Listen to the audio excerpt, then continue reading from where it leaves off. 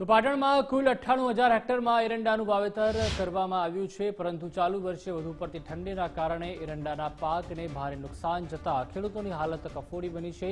ખેડૂતોએ મોંઘા બિયારણ, મોંઘું ખાતર અને દવાઓનો છંટકાવ કરીને એરંડાની ખેતી કરી હતી।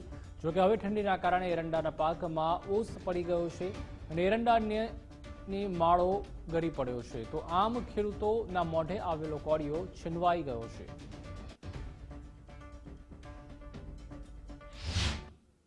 મેં 8 વીઘા એરંડા વાવ્યા છે, પણ એમાં ઠાર પડવા જેવા ગરે છે, એટલે ખેડ ખાતર કરીને બિયારણ બધું ખર્ચો કર્યો, પણ હવે ઠાર પડે એટલે ગરવા માંડ્યા બહુ, એટલે હવે એમાં મળતર ઓછી રહેશે એવું લાગે અમને।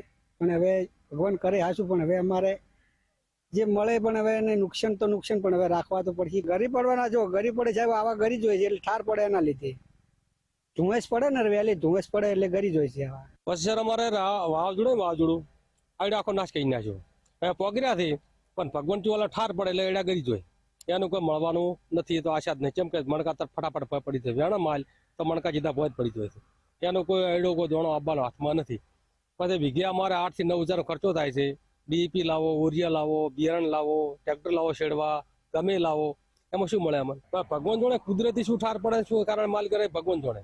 દવા છોટવામાં વધારે કરે છે, દવાથી વધારે કરે છે। પાટણ જિલ્લાના અંદર એરંડાનું મબલક પ્રમાણમાં વાવેતર કરવામાં આવ્યું છે, પરંતુ છેલ્લા 4-5 દિવસના વધારે પડતા ઠંડીના કારણે દેખવા જઈએ તો જેની માળો છે તે ઝૂકી જવા પામી છે, અને તેના જે બિયારણ જે બીજ છે જે તેની માળ નમી જઈ અને તેના ગળી જવા પામ્યું છે। પરંતુ જે ઠંડીના કારણે જે ઝાકળ ઓસ પડવાના કારણે તે હાલ તો તેને નુકસાનની ભીતિ દેખાઈ રહી છે।